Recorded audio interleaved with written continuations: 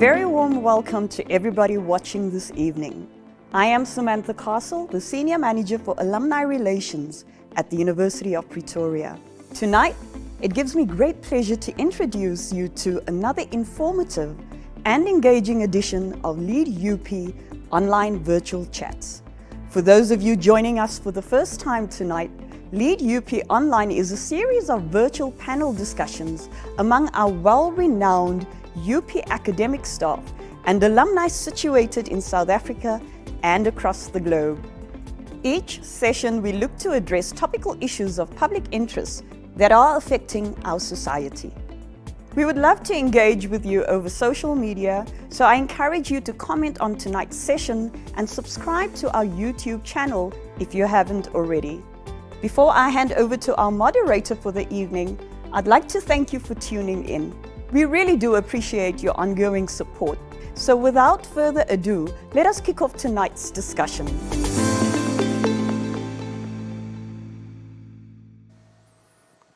Good evening and welcome to the LeadUP Alumni Thought Leadership virtual chat. This event's tagline is Rethinking, Privatization towards Economic Discovery.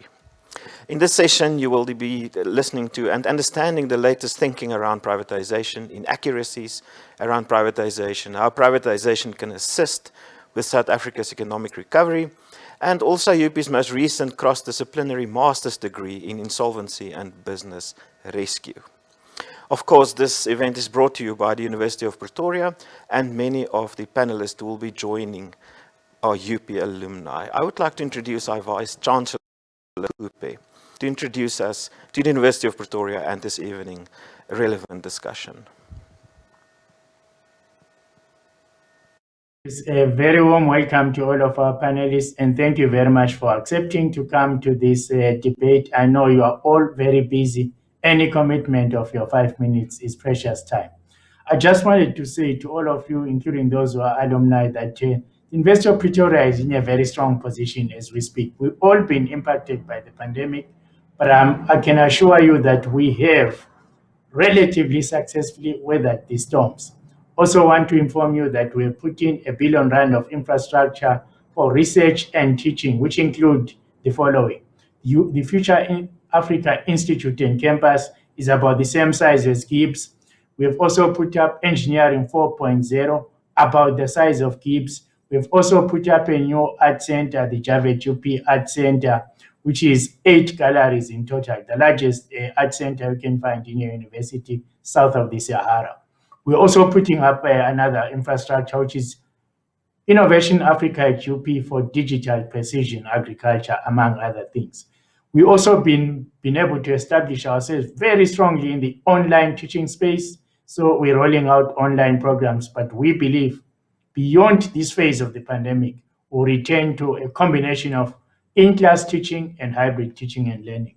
We're also in the process of reimagining universities beyond the stage of COVID and their impact on society. We've done well on the impact rankings, 76 in infrastructure, innovation, and engineering. And so we're going to power forward to ensure South Africa is a winning nation and Africa is a prosperous, democratic, and highly modernized and equal, equitable, and sustainable continent. So thank you very much for your participation, and I look forward to your views. Thank you very much, Professor Kupi, and also welcome to all our alumni and the whole audience from New York to Sydney, across Africa to Tshwane this evening. Without further ado, I think we have one of the most relevant panels on this topic in South Africa. And it's really an honor, firstly, to present Mr. Andre de Ruyter, Group Chief Executive at Eskom Holdings, also a brand new Interim Chief Executive Officer at South African Airways, Mr. Thomas Gokolo, Dr. Eric Levenstein, Director at Werksmans Attorneys. We have Ms. Lebogang Lepolo Pfeko, Senior Research Fellow and Political Economist at Trade Collective. Then from the University of Pretoria, we have Dr. Tsepiso Scott, a lecturer in mercantile law in the law faculty. We have Dr. Wesley Rossen-Smith, a senior lecturer in the Department of Business Management in the Faculty of Economic and Management Sciences. Now, South Africa has a state-to-market and back-to-state history with regards to privatization. The following quote by economist Iraj Abidjan, who in May 2016 stated that it is common knowledge that the SOEs have been the playground of patrimonial political leadership, crony capitalism, and manifest rent-seeking over the past decade. As a result, the organizational integrity has been severely compromised, their balance sheets hollowed out, and their corporate brands largely destroyed. Our focus this evening is most definitely not on all the issues we read and hear and in the Zondo Commission. We will have a constructive discussion. And the question we ask is it time to renew the 2000 to 2008 conversation around privatization of the SOEs in South Africa? And we'll kick off with a basic discussion. And Thomas, no pressure, I'll start with you. What are the drawbacks of privatization that we must be aware of? Thank you for the question, and thank you for the opportunity to participate in this particular discussion. Very good discussion indeed. I think the first thing that one needs to bring to the table is that privatization is not necessarily a guarantee of success. And a couple of things that I want to highlight here as well is that in an unequal society, you tend to find that you might find the privatization situation leading to a situation where you have a concentration of power. So the few rich people who've got access to resources are the ones who are able to buy into these particular companies as well. So it is something that we need to be, aware of. One of the things about bringing, private sector into perhaps state-owned entities, you find that the profit motive becomes the primary key in terms of, strategic objectives as well. And you find that, other stakeholders tend to take a backseat, like your employees, the environment, that tends to suffer as a result of that incentive that is given to managers and shareholders. And if you look at some of the entities as well that they can be disadvantaged by, privatization, is a large part of the revenue that we generate out of state-owned entities and profits, if possible, they go back into the fiscus. And when you bring, privatization into that particular component of the governance or government, you might find yourself now being less in terms of income that you generate as a state-owned entity. Of course, this is dependent on a particular environment and particular market conditions as well. But you might be losing out as a government in a sense of revenue as well. And you might also be encouraging a huge part of inequality to continue within a society where the dominant, resource holders are the ones who participate into these equities. Perspective, thank you. Andre, what has changed in our thinking around the concept of privatization? I think in today's world, we've got a more nuanced approach to privatization and the involvement of the private sector. I think privatization, frankly, is a bit of a 1980s word. It's a bit of a Thatcherite concept of essentially selling off state assets and reducing state involvement in the economy. And I would agree with Thomas. I think we need to be quite nuanced when we think about the involvement of the private sector in the areas traditionally reserved for state-owned enterprises. So, for example, if one were to privatize the Eskom transmission grid, you would be privatizing a natural monopoly. And any economist would tell you that private control over a natural monopoly could lead to the extraction of monopoly rents by private actors. So one has to think very carefully how one structures state-owned enterprises to enable us to attract private capital into those areas. We know that we need, for example, in South Africa, additional electricity generation capacity, and we know that the state doesn't have the money to afford that. So how do we enable private investors to have the necessary confidence to invest in those new projects while at the same time protecting the consumer from the extraction of monopoly rents? And it's therefore, in my opinion, a very nuanced discussion, and one needs to have a balance between the unfettered pursuit of profits, the achievement of certain very worthy socioeconomic objectives, and the discipline that the profit motive of the private sector imposes on how money is spent and how businesses are run in terms of the most optimal efficiencies. So I don't think, to answer your question in brief, that this is a binary set of choices that we face. I think there's a far more modulated approach that we need to take to finding the correct balance between private sector and the state. Thank you. Excellent. Thank you, Andre. As academics, we ask critical questions based on science and scientific thinking. So I want to pose a question in an academic view to Lebogang and Wesley firstly. What can you add to Andre's perspective based on the most recent research findings on privatization? Lebogang, let's start with you. Thank you.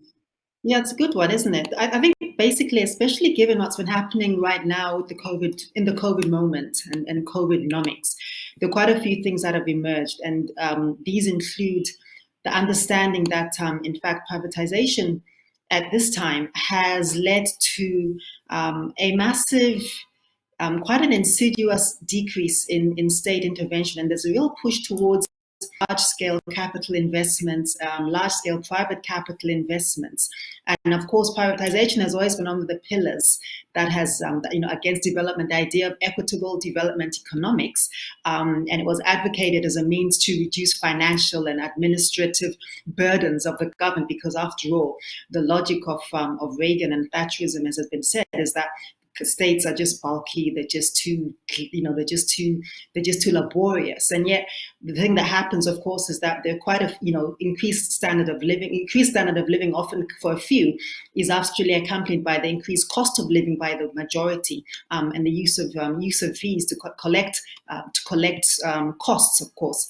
The social implications of all of this, because those who can afford the more costly options are going to go for that, and in a context and in a situation where the world is not flat, where in fact we need to be investing more in public health, accessible health, affordable health for the majority of people, accessible and affordable education, that seems to be completely counter-logical. And I think the idea that is the only way to grow economies and is the only way to spend our way out of economic crisis. It was really put to the test by scenarios like Taiwan, for example, like Singapore, like Malaysia, and of course that privatization. It is the opposite of public accountability, and one of the disadvantages is that there's often far less public accountability.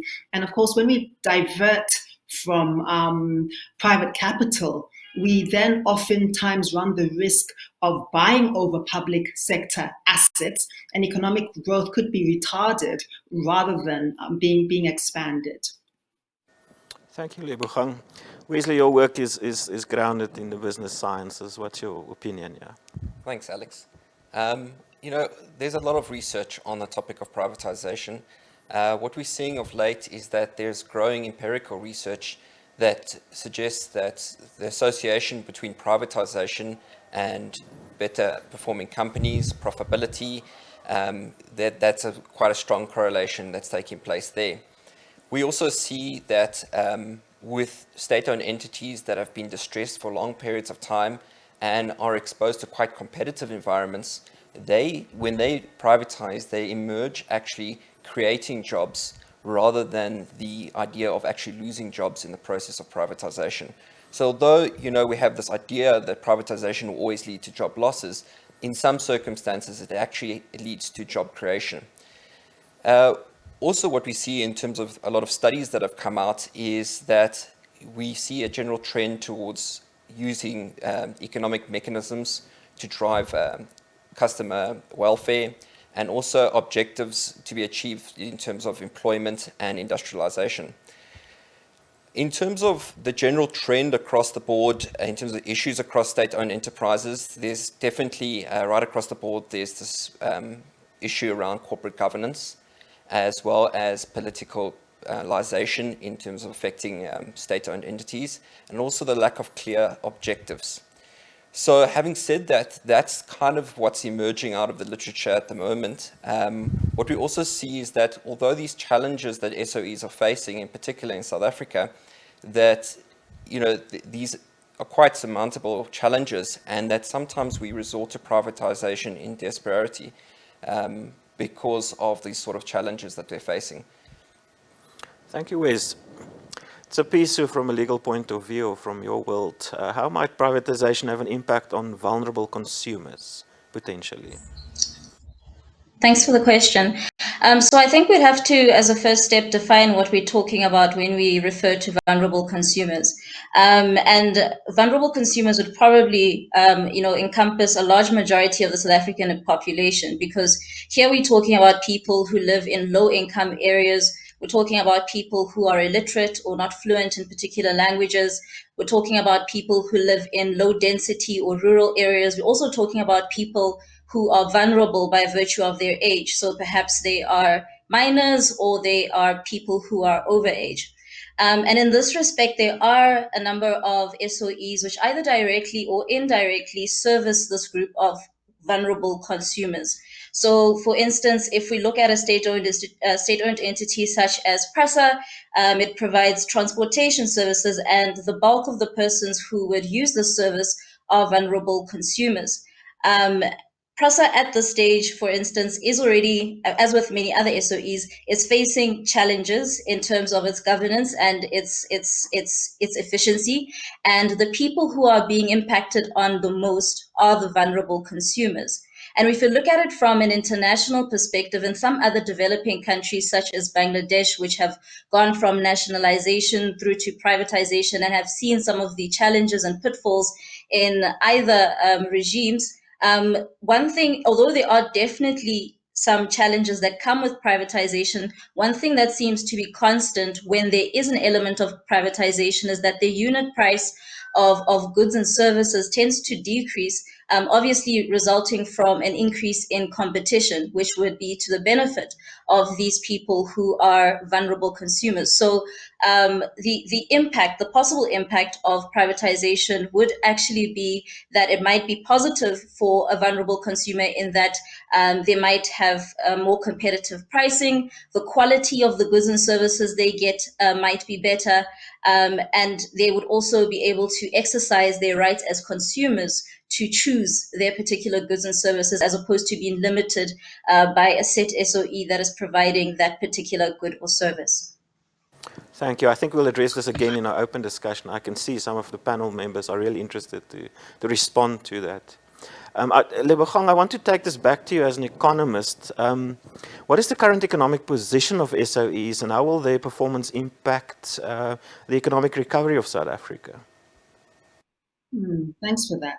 Look, SOEs have been performing badly for the last while. I mean, I think in brief, we know that in the last budget, for example, there was a 3 billion rand allocation to the land bank, and in the MTBS as well, it was indicated that there'd be an additional 7 billion to support the restructuring of that particular entity. And it's an ongoing trend across, whether it's the Road Accident Fund, it's Eskom, it's Transnet, it's South African Airways, it's Denel, and so forth. And I think that what this leads to is really a couple of things. At their best, state-owned enterprises should play an important role. They should be able to, firstly, ensure equitable and really efficient and predictable public service, right? So some public services are particularly significant because there's the public interest related, and running those in a commercial way would run the risk, of course, of then hampering that public provision. So radio, access to radio, TV, railways, the postal services, name them. I think another part of that is it's also part of protecting our national resources and also our state security.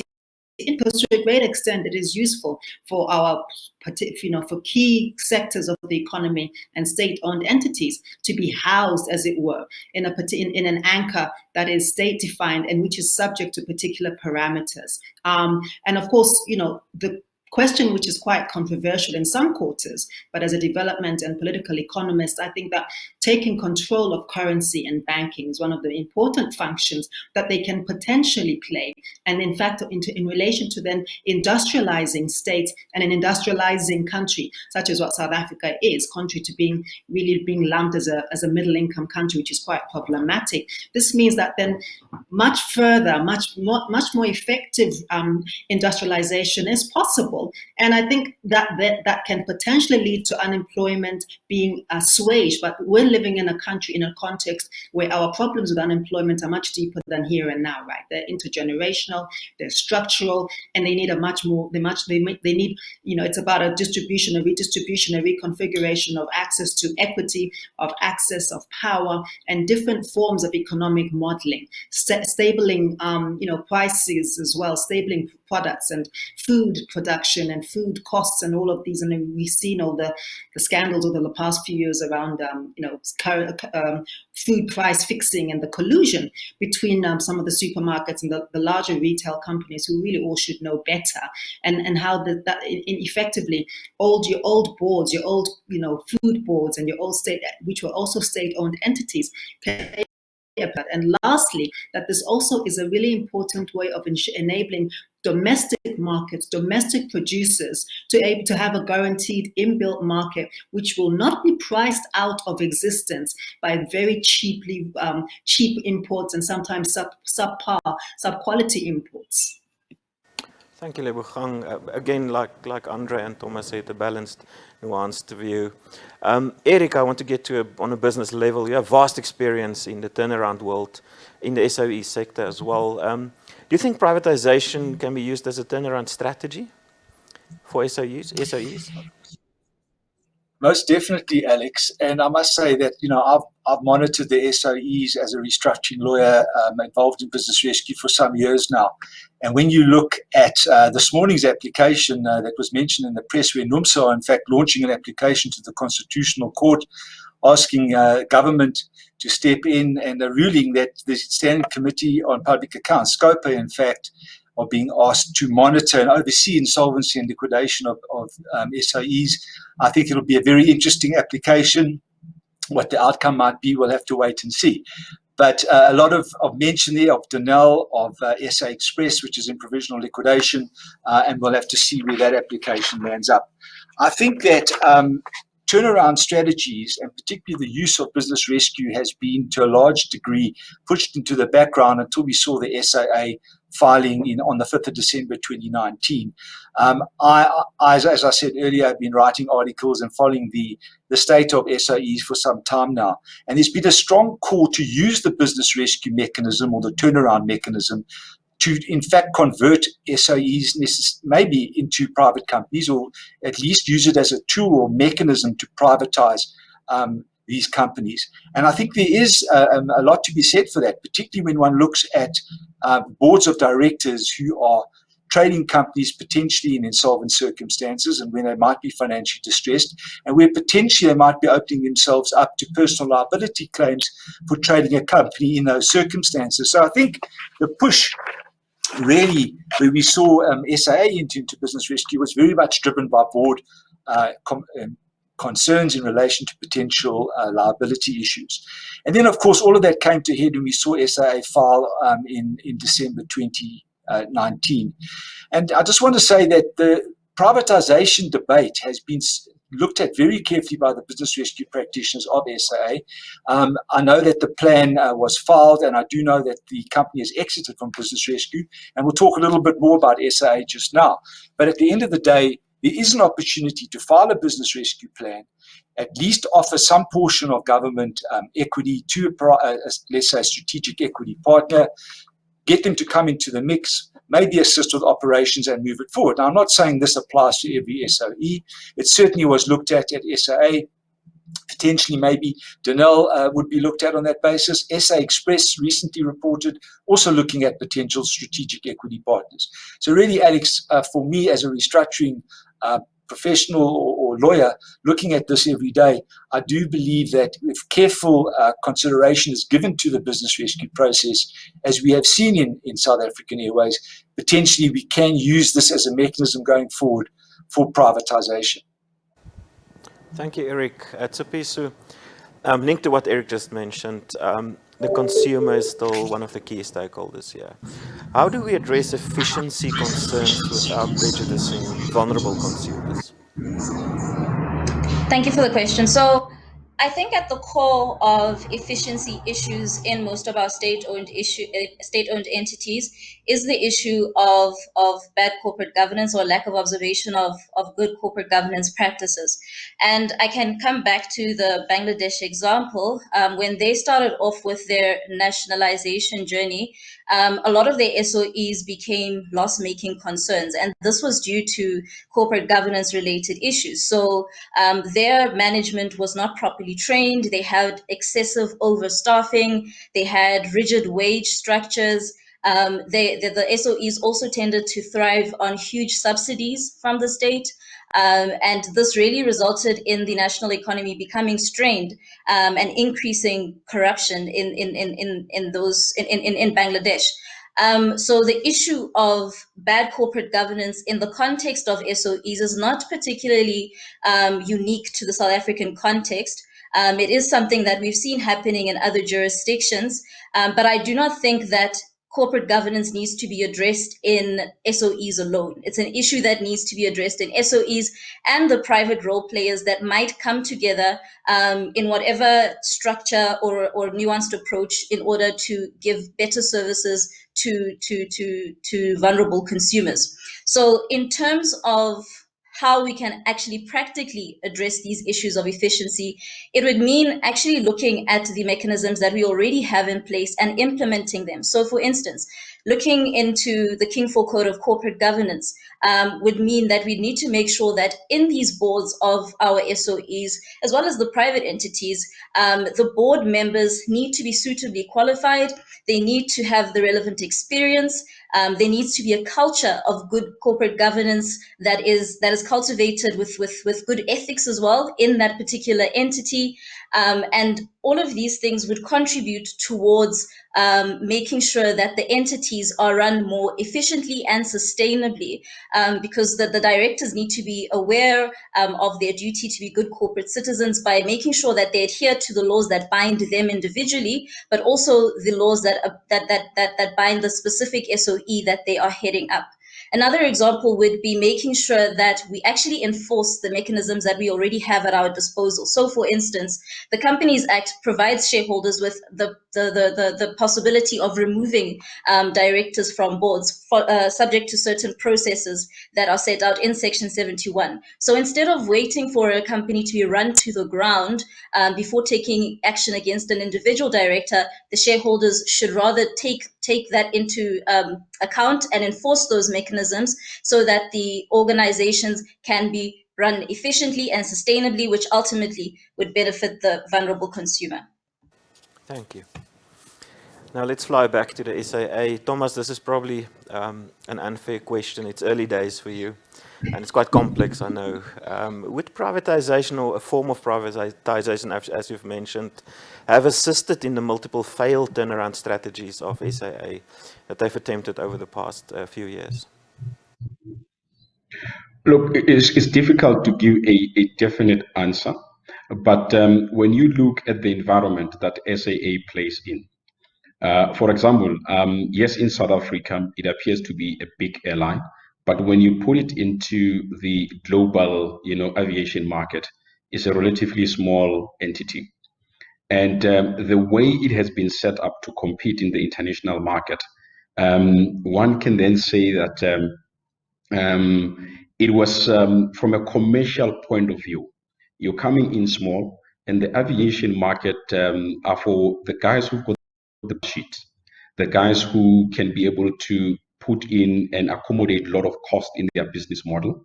And unfortunately, those costs don't generally lead to high profit margins. I mean, the margins are very low in the aviation space.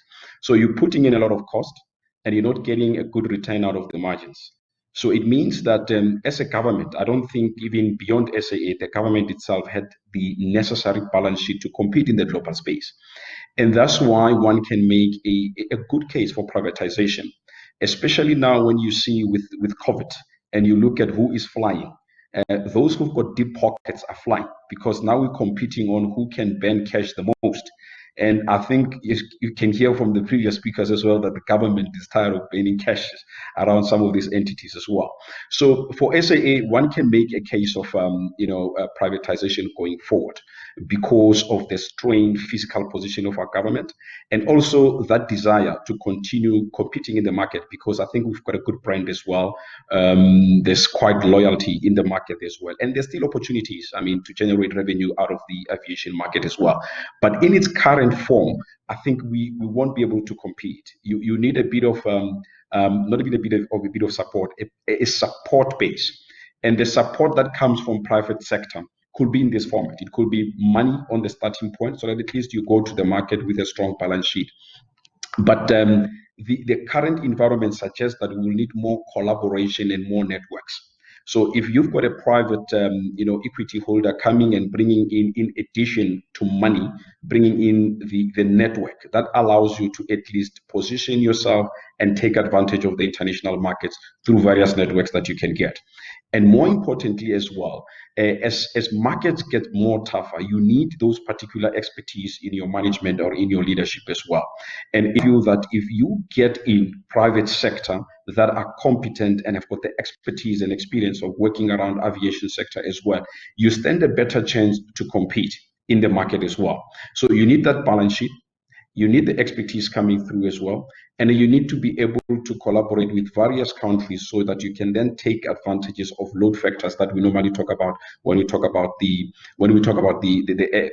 aviation sector as well.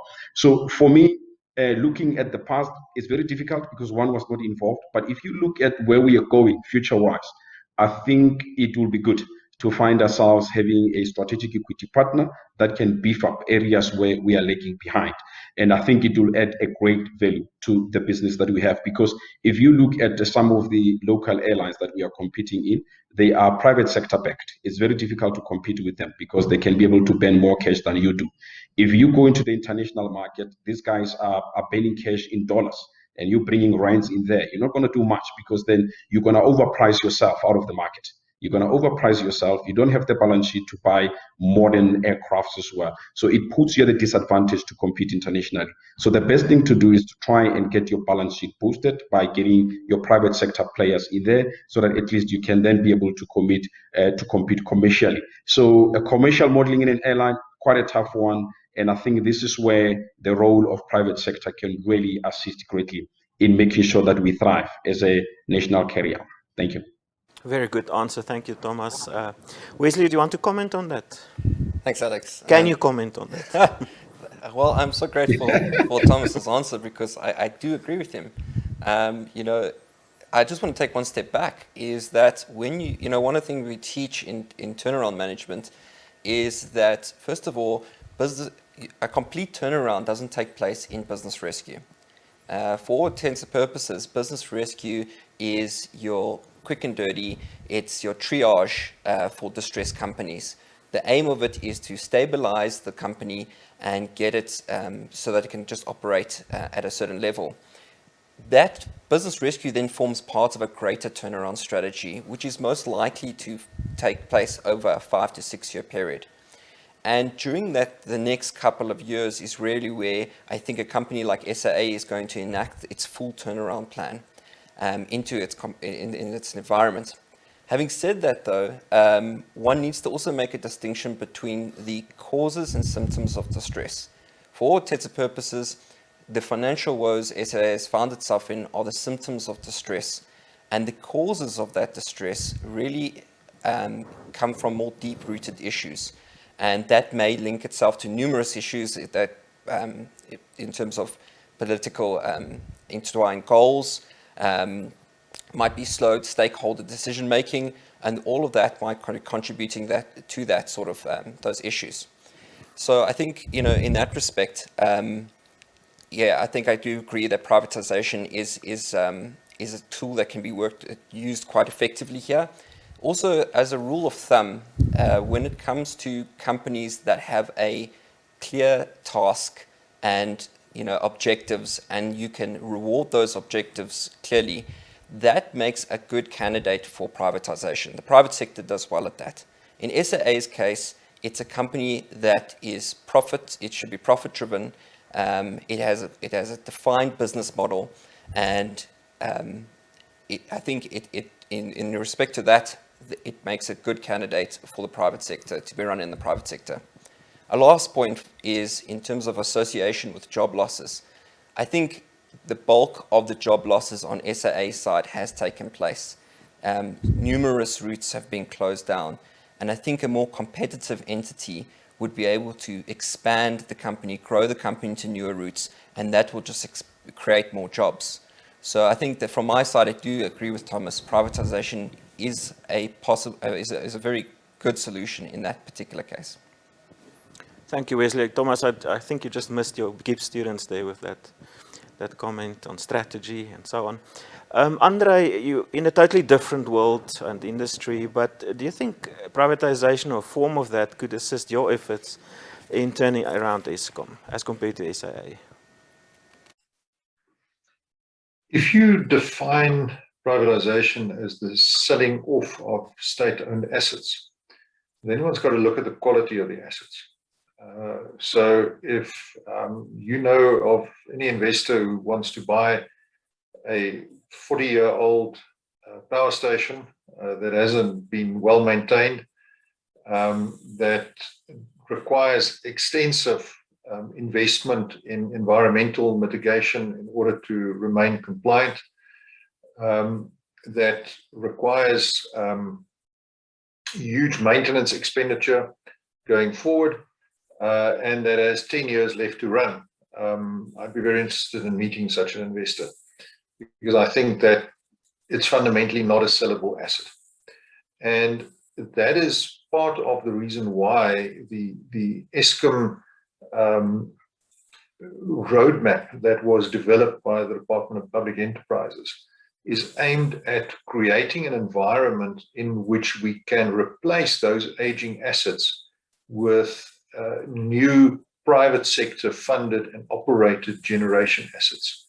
So again, rather than selling the family silver, such as it is, tarnished in many respects, we would see a gradual move to greater involvement by the private sector in those areas where the private sector can and should play a role, and where the efficiencies that can be unlocked by the private sector can in fact be delivered.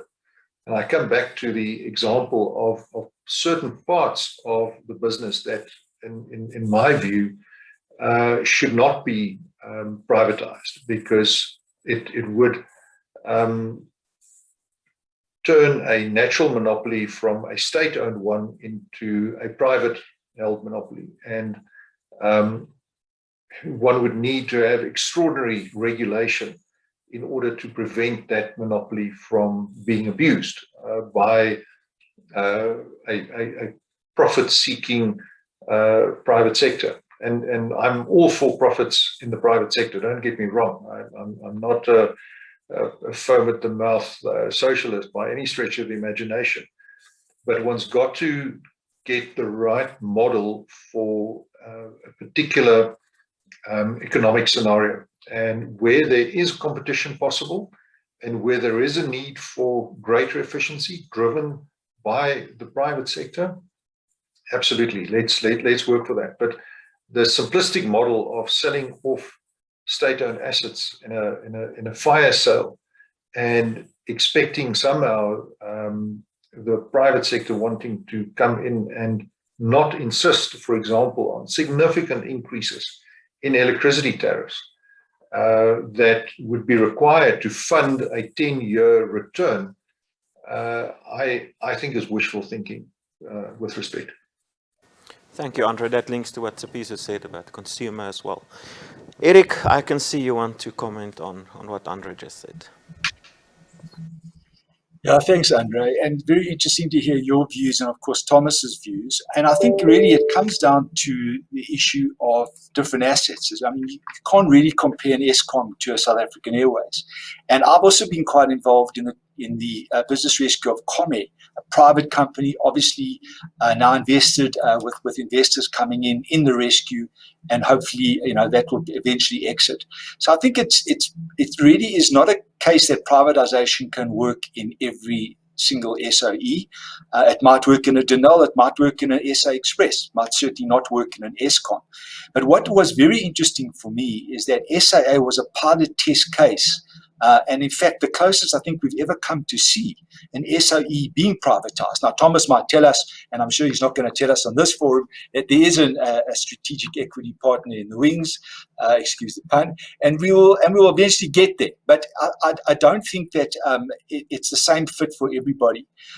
What is interesting for me is that SAA, I think, was the first SOE that actually handed over the reins, the control, to an independent party, and that was the business rescue practitioner.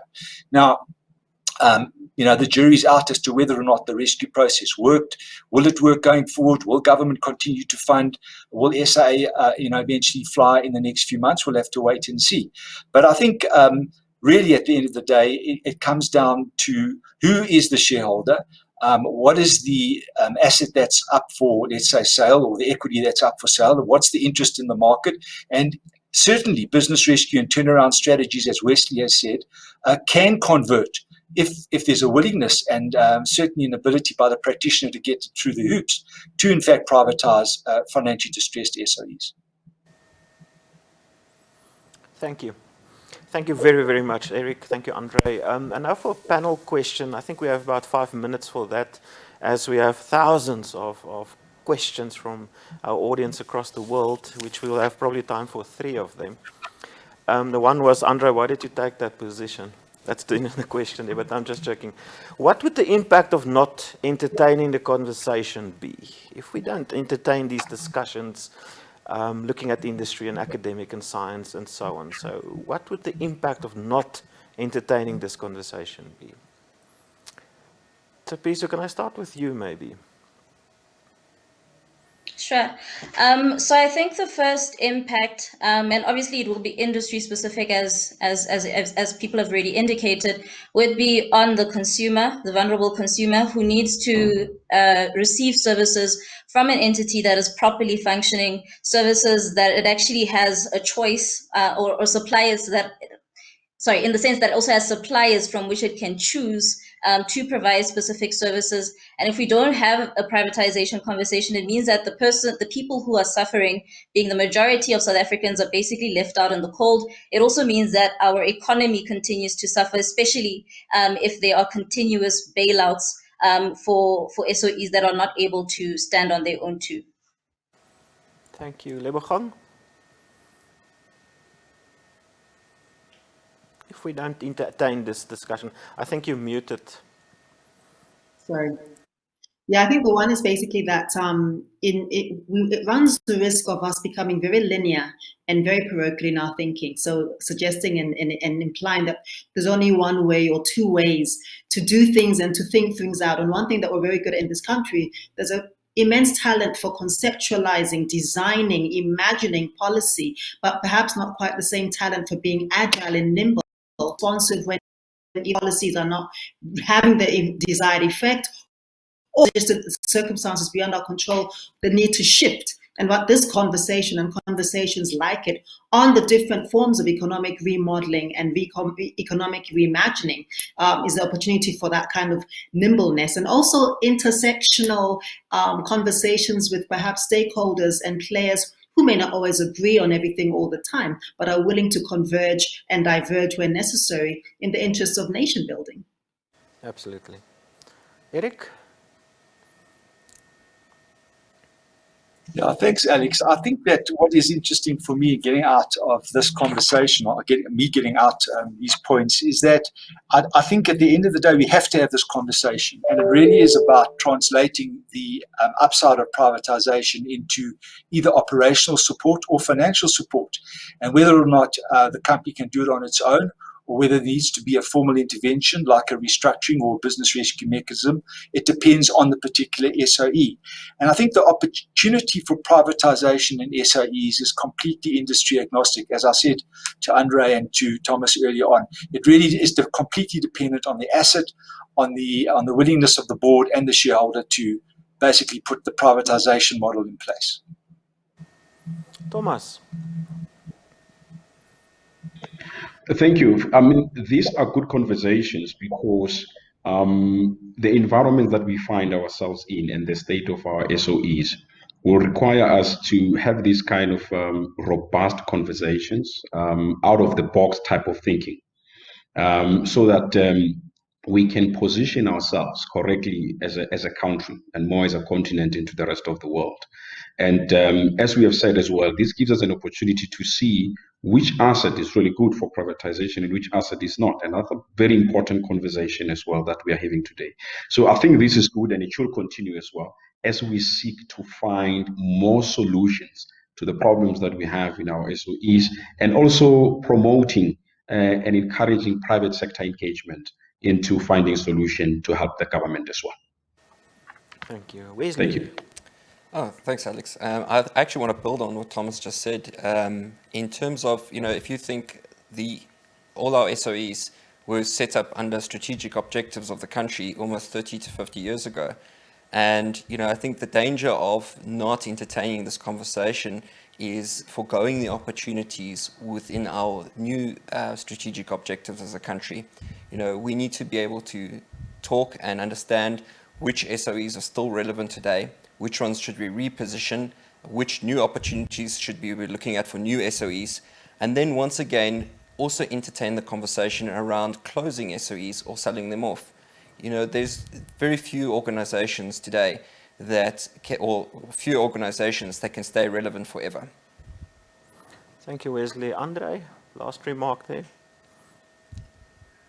Yeah, thanks. I just want to pick up on a point that Chipiso made about vulnerable consumers, and I think that's something that in our country in particular is highly relevant. 13% of South Africans today are not connected to the electricity grid.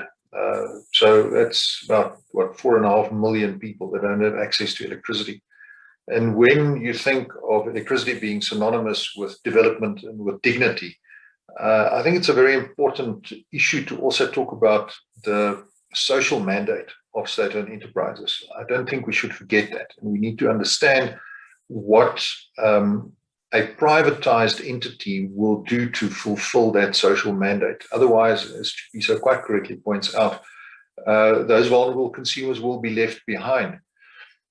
So I think that, again, the opportunity that we've got is to introduce greater business acumen into our SOEs. One of the strengths of, I think, in particular, the US economy is that there's a regular interchange between business and government.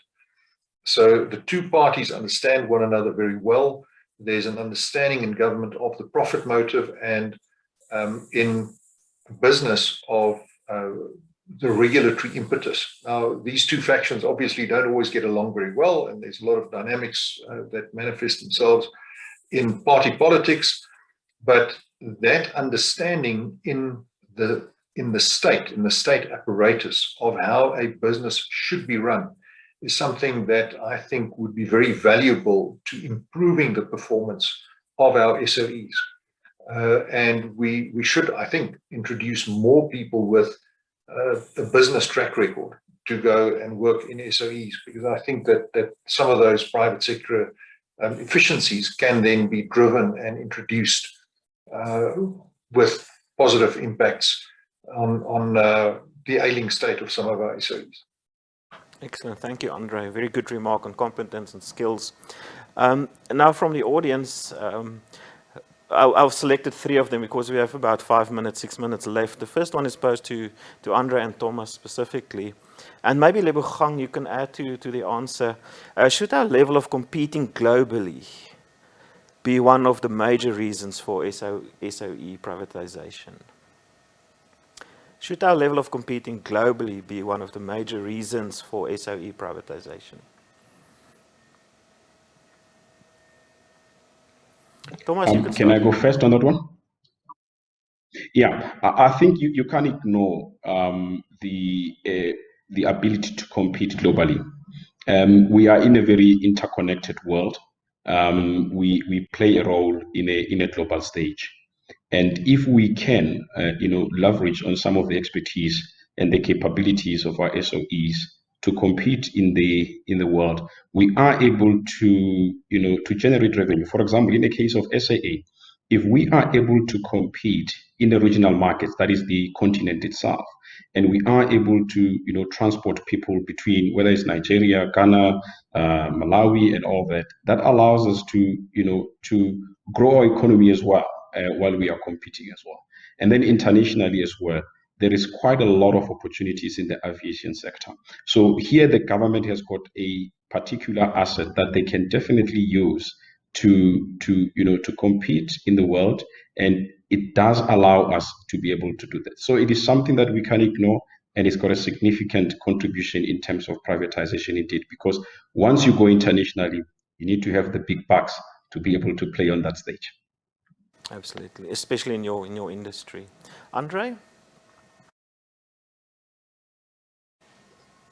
Yeah, I think that the opportunity that we've got with accessing global markets, that is clearly significantly improved. When Eskom was founded 98 years ago by Dr. Hendrik van der Bijl, it was with the explicit mandate to provide cheap electricity to South African industry to make them competitive and to enable industrialization.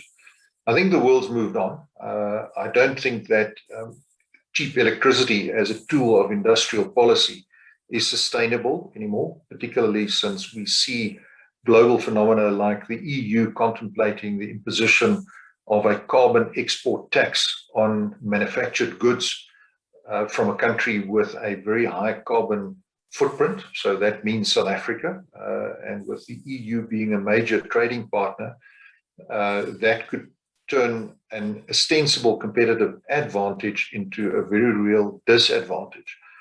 So I think, again, the opportunity for us to compete has to be founded in market economics. One cannot subsidize your way out of a lack of competitiveness. And I think that is where market forces have to play a role to ensure that there is some healthy form of creative destruction that takes place in an economy on an ongoing basis. Thank you. Lebogang. Yeah, so I think it depends. I think when we say competing globally, firstly, we probably need to problematize that, because I think that we do spend quite a bit of time over obsessing about global as in European, Euro-Asian, North American, and less time investing perhaps in infrastructure. And one would like to think that if that was the direction that we're going, that would open huge opportunities and massive, a huge shift in what we think of as value chain addition, especially because we only compete, as you know, we only trust ourselves around 10% or so, unlike a South Asia, which is about 57%, the European Union, which is extremely integrated at about 80%, Latin America slightly less so at about 38%, if I'm not mistaken. So I think that if that's the kind of globe that we're thinking of, then there's a lot to be said for it. But I also think that we should be careful not to overstate the idea that, in fact, privatizing state-owned enterprises is the way to open up markets and also the way to open up the economy, because, of course, there's always going to be this strange but inevitable balancing act between short-term shareholder interests and kind of more long-term intergenerational economic dividends, which are much harder to measure and which don't quickly. And if we think that, of course, individual shareholders may not necessarily have the incentive to monitor and to discipline management on their own, state-owned enterprises might be easier to monitor rather if proper mechanisms and controls are put in place. Whether that's in the hands of private control per se, I think is subject to great debate. Thank you. Anyone else want to comment on that question? Let me rather ask the next one and the last one. Unfortunately, we ran out of time. It's such an interesting and insightful discussion. Someone from the audience asked, does the state invest in education a lot? And this links to what Andre said about skills and competence, acumen, business acumen. We invest in education, but a chunk of those end up in the private sector. What will SOEs do to attract, bring back the youth to work after studying, after school, to work for SOEs? Thomas or Andre, anyone? Thomas, let's start again with you. I'll start again. I don't think the statement is necessarily true. From my experience in the state-owned entities, we've got a lot of youth that are participating as from an internship point of view, graduate programs, we do have that. I think the question is more making state-owned entities much more attractive to the youth to come into them as a state of, as a place of employment. And having had all the, the contribution, what we need to be doing on our side is to make sure that there is an image of clean governance. There is an image of high performance. We need to achieve the result, basically attain the mandates that we've been established for. And I think that will create much more interest from the youth in terms of joining a state-owned entity, because then you can be groomed there, you can be into an environment that has got a culture of high performance. And I think it's our role as the leaders of the state-owned entities to create those particular environment, and more importantly, be able to nurture the talents that comes out of universities as well, and tertiary institutions. Thank you. That's really good news, especially your very last remark there. Andre? Yeah, thanks. I think the opportunity that, excuse me, that we've got to attract young people is that we have to play to the millennial appetite for work of a higher purpose. And being the father of 3 millennials, I think I've got a fairly good idea of what drives them. So I think if we can provide in Eskom, for example, a future that is cleaner, greener, that involves addressing some of the big social and environmental issues that we as a nation and as a planet face, I think in my experience, people find that very attractive and very engaging. It's not necessarily about who pays the most money, it's also who does the most meaningful work. And we've certainly been successful in attracting some highly talented youngsters based on that premise, and I think we'll be able to continue to do so going forward. Thank you. That's really good news for us as well. You know, at University of Pretoria, we drive the future of work in our curricula, in our research, and I quickly want to ask the 2 lecturers here, Wesley and Tsepiso, what do you think? Are we preparing the youth to work in the SOEs? Do we offer them the skills development to enable them to contribute, especially in terms of business and management acumen? Wesley? I think, Alex, I think we do, to a large extent. And the reason is that for the last 5-6 years, our degrees, especially on the business management side, has been emphasizing more and more on leadership components, governance policies, and we would like to believe that us having that played such a huge role in our curriculum, that is producing students that can go into these SOEs and like Andre explained, are working for a higher purpose, and that they're not just there for a salary. And so I think to a large extent we have done this, but obviously there's also a lot more room for improvement. Great. Thank you. Tsepiso? Yes, I agree with Wesley. I think that we are doing so in including things like corporate governance, including things like the mechanisms that are available in terms of the Companies Act, how state-owned entities function, how they should be functioning.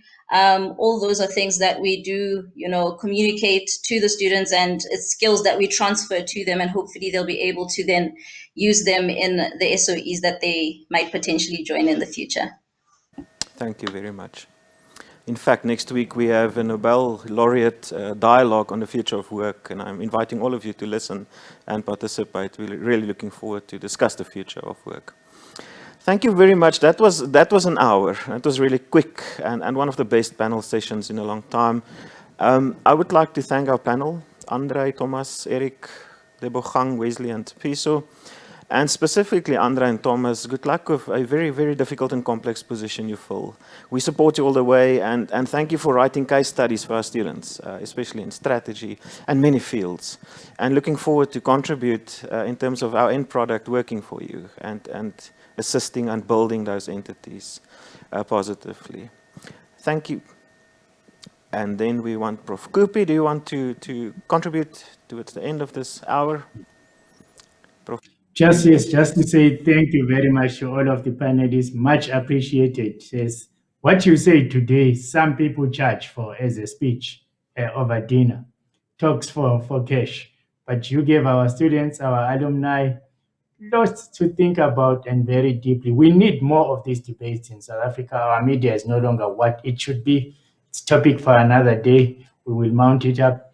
But I also want particularly to say the continent, the country, and the world will not develop without these kind of critical debates where what people don't take just simple black and white positions. These things are very nuanced. They require critical thought. They require very serious reflection. I just like also to add my word around the Nobel Dialogue. So we'll have 5 Nobel Prize winners for the first time for a Nobel Dialogue on the continent. As Alex said, the topic is future of work. It's multidimensional. It's not just about technological disruption. So please tune in. If you can't, we're recording everything and we will send you the links posted. So it's from 10 a.m. to 4 p.m. on the 18th of May. So please enjoy, and you will be back because this is not over by any means. Thank you very much. Much appreciated. Thank you, Prof. Kupe, and I agree with you. We've just opened this discussion and we'll continue. Thank you very much and enjoy your evening.